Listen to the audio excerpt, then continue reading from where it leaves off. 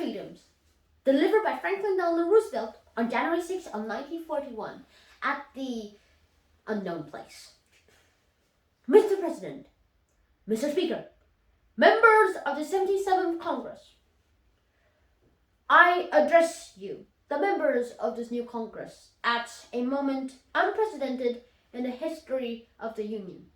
I use the word unprecedented because at no previous time has American security been as seriously threatened from without as it is today.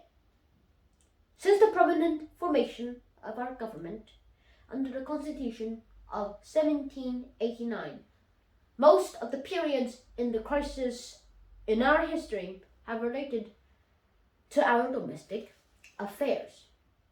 Unfortunately, only one of these, the 4-year war between the states, ever threatened our national unity.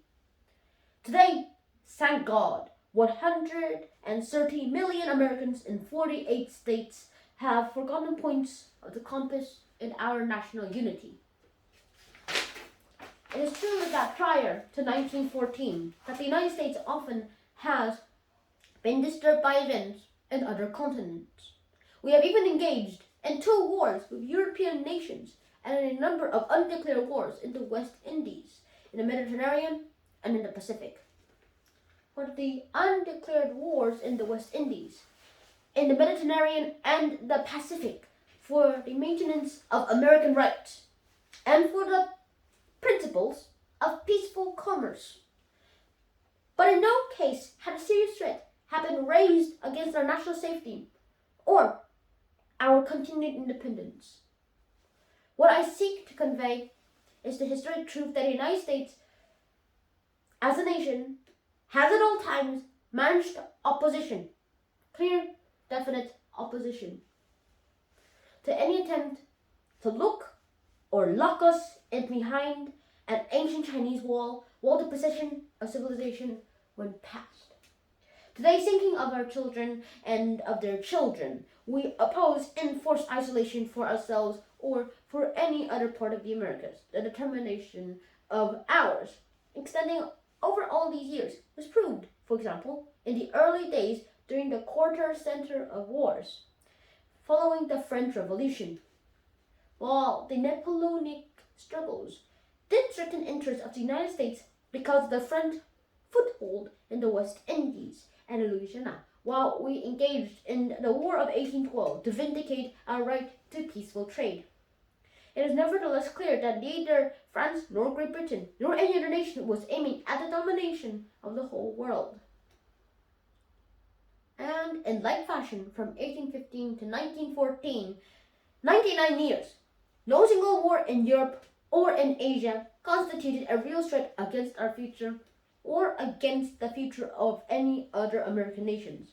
Except for the Maximilian interlude in Mexico, no foreign power sought to establish itself in the hemisphere, and the strength of the British fleet in Atlantic has been a friendly strength.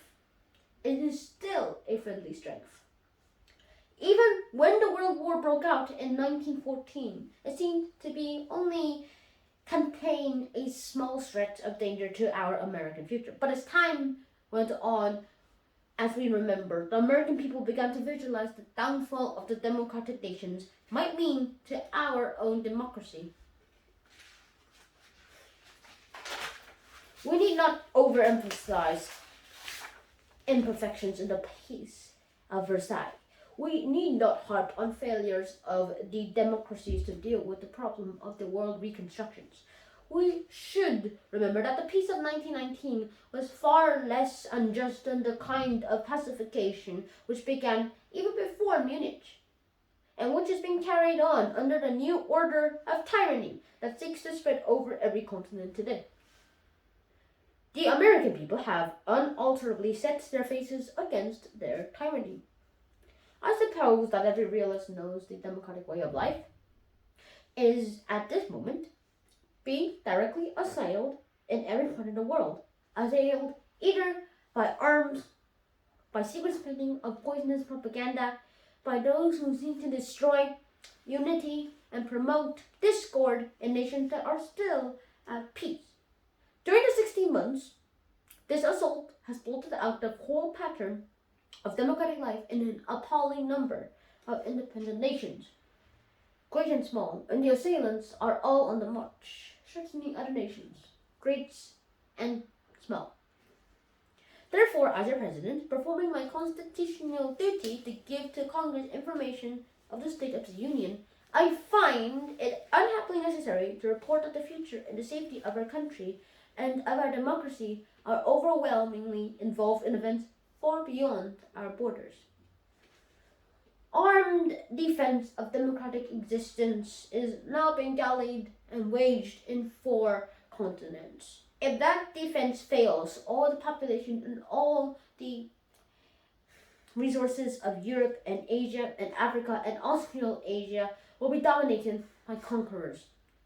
And let us remember that the total of those populations and those 4 continents, the total of those populations and their resources greatly exceed the sum total of the population and the resources of the whole of the Western Hemisphere. Yes, many times over. It's times like these, it is immature and incidentally untrue for anyone to brag that an unprepared America, single-handed and with one hand tied to its back, can hold out the whole world. No realistic American can expect from disaster from a dictator's piece of international generosity or return of true independence, or world disarmament, or freedom of expression, or freedom of religion, or even good business. Such a peace would bring no security for us or for our neighbors, those who would give up the essential liberty to purchase a little temporary safety deserve neither liberty nor safety. As a nation, we may take pride in the fact that we are soft-hearted, but we cannot afford to be soft-headed. We must always be wary of those who, with sounding brass and a tinkling crystal, preach the ism of appeasement. We must especially beware of that small group of selfish men who would clip the wings of the American eagle in order to feather their own nests. I have recently pointed out how quickly the tempo of modern warfare could bring into our very midst the physical attack which we must eventually expect if the dictator nation wins this war. There is much loose talk of our immunity from immediate and direct invasion from across the seas. Obviously, as long as the British Navy remains its powers, no such danger exists, even if there were no British Navy. It is not proposable that any enemy would be stupid enough to attack us by landing troops in the United States from across thousands of miles of the ocean until it had acquired strategic bases from which to operate. But we learned much from the lessons of the past years in Europe, particularly the lesson of Norway, whose essential seaports were captured by treachery and surprise built up over a series of years. The first phase of the invasion of this hemisphere would not be the landing of the regular troops. The necessary strategic point would be occupied by secret agents and by their dupes. The great numbers of them are already here and in Latin America. As long as the aggressor nation maintained the offensive, they, not we, will choose the time and place and the method of their attack. And that is why the future of all of the American Republicans is today in serious danger. That is why this annual message to Congress is unique in our history. That is why even every member of the executive branch of the government and every member of Congress face great responsibility, great accountability, and the need of that moment is that our actions and our policy should be devoted primarily, almost exclusively, to meeting this foreign peril. For all of our domestic problems are now a part of the great emergency. Just as our national policy in internal affairs has been based upon a decent respect for the rights and the dignity of all our fellow men within our gates, so our national policy in foreign affairs has been based on a decent respect for the rights and the dignity of all nations, large and small, and the justice of morality must and will win in the end. Our national policy is this. First, by an impressive expression of the public will, and without regard to partnership, we are committed to all-inclusive national defense. Secondly, by an impressive expression of the public will, and without regard to partisanship, we are committed to full support of all those resolute people everywhere who are resisting aggression and are thereby keeping war away from our hemisphere. By this support, we express our determination that the democratic cause shall prevail, and we strengthen the defense and the security of our own nation. Third, by an impressive and expression of the public will, and without regard to the partisanship, we are committed to the proposition that the principles of morality and consideration for our own security will never permit us to acquiesce in a peace dictated by aggressors and sponsored by appeasers. We know that enduring peace cannot be bought at the cost of other people's freedoms. In a recent national election, there was no substantial difference between the two great parties in respect to that national policy.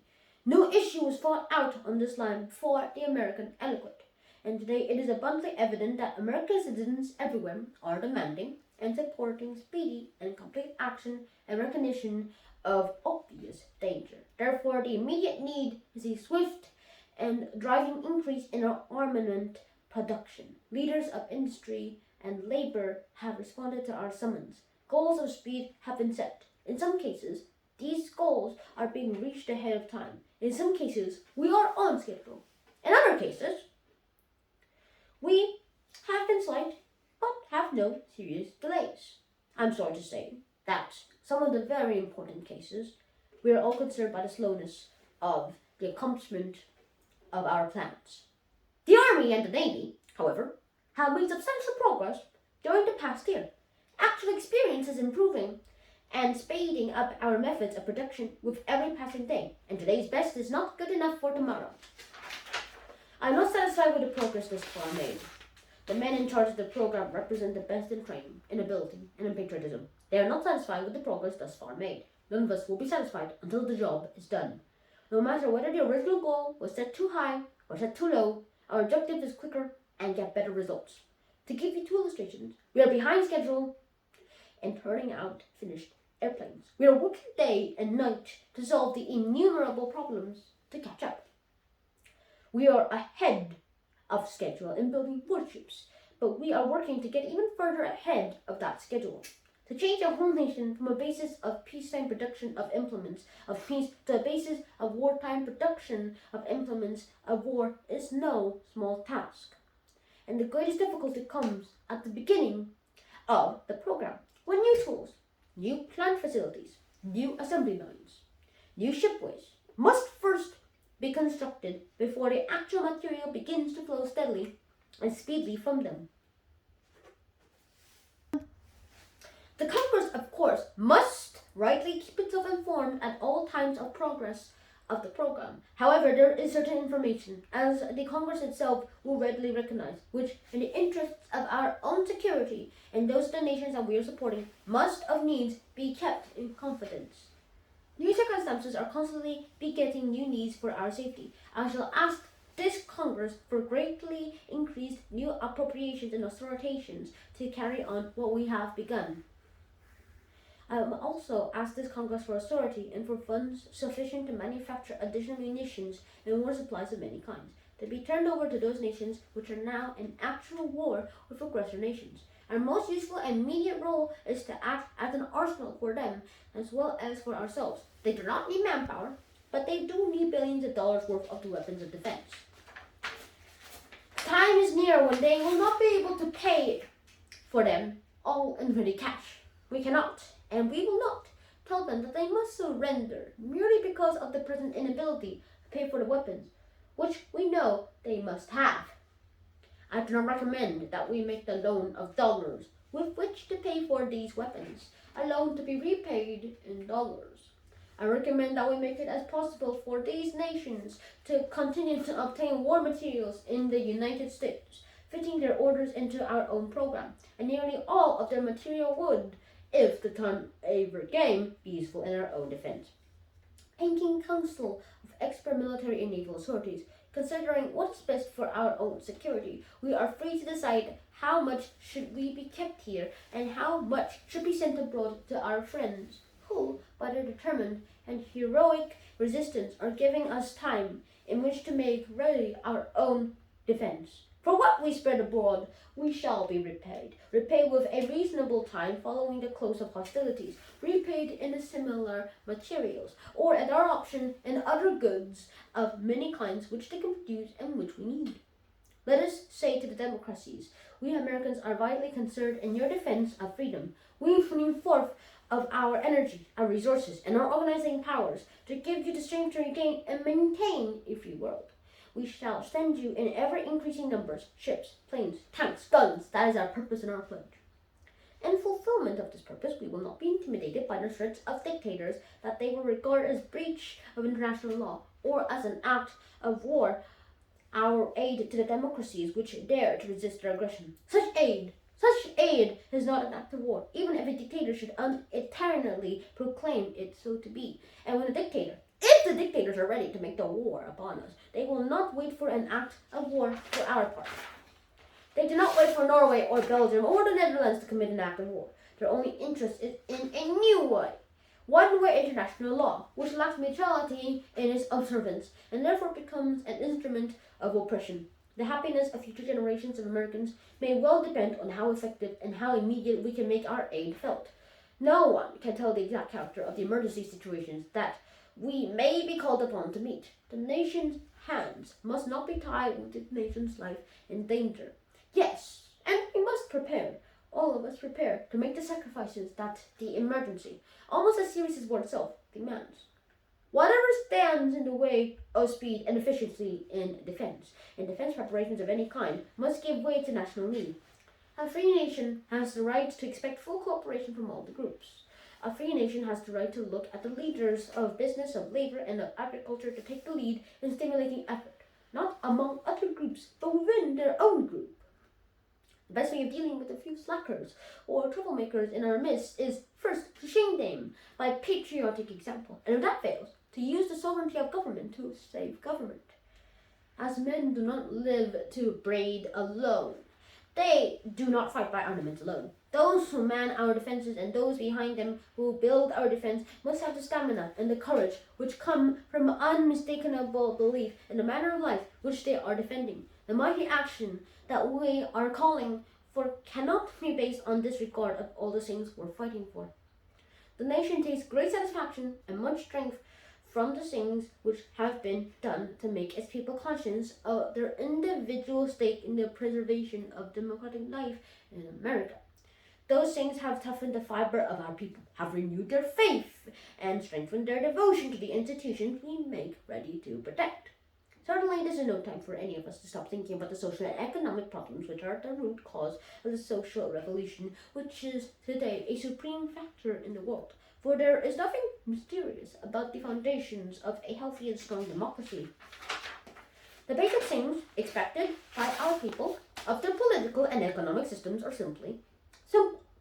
They are equality of opportunity for the youth and for others, jobs for those who can work, security for those who need it, the ending of special privilege for the few, the preservation of civil liberties for all, the enjoyment of the fruits of scientific progress in a wilder and constantly rising standard of living.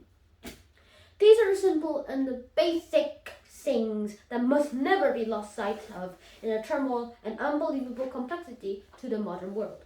The inner and abiding strength of our economic and political systems is dependent upon the degree to which they have fulfilled these expectations. Many subjects connected with our social economy call for immediate improvement. As examples, we should bring more citizens under the coverage of old age pensions and unemployment insurance. We should widen the opportunities for adequate medical care. We should plan a better system by which persons deserving or needing gainful employment may obtain it. I have called for personal sacrifice, and I am assured of the willingness of almost all Americans to respond to that call. A part of the sacrifice means that the payment of more money in taxes. In my budget message, I will recommend that a greater portion of this great defense program be paid for from taxation than we are paying for today. No person should try or be allowed to get rich out of the program, and the principle of tax payment in accordance with ability to pay should be constantly before our eyes to guide our legislation. If the Congress maintains these principles, the voters, putting patriotism ahead of pocketbooks. We will give you your applause. In the future days, which we seek to make secure, we look forward to a world founded upon 4 essential human freedoms. The first is freedom of speech and expression, everywhere in the world. The second is freedom of every person to worship God in his own way, everywhere in the world. The third is freedom from want, which translated into world terms means economic understandings, which will secure to every nation a healthy, peacetime life for its inhabitants, everywhere in the world. The fourth is freedom from fear, which translated into world terms means a worldwide reduction of armaments to such a point and in such a thorough fashion that no nation will be in a position to commit any act of physical aggression against a neighbor anywhere in the world. That is no vision of a distant millennium. It is a definite basis for a kind of world attainable in our own time and our own generation. That kind of world is very antithesis and so-called new order of tyranny, which the dictators seek to create with the crash of a bomb. To that new order we oppose the greater conception, the moral order. A good society is able to face schemes of world domination and foreign revolutions alike without fear. Since the beginning of our American history, we have engaged in change, in a perpetual, peaceful revolution, a revolution which goes on steadily, quietly, adjusting itself to changing conditions without the concentration camps and the quick lives in a ditch. The world order which we seek is the cooperation of free countries, working together in a friendly, civilized society. The nation has placed itself destiny in the hands and heads and hearts of its millions of free men and women, and its faith and freedom under the guidance of God. Freedom means the supremacy of human rights everywhere. Our support goes to those who struggle to gain those rights and keep them. Our strength is our unity of purpose. To that high concept, there can be no end save victory. Thank you.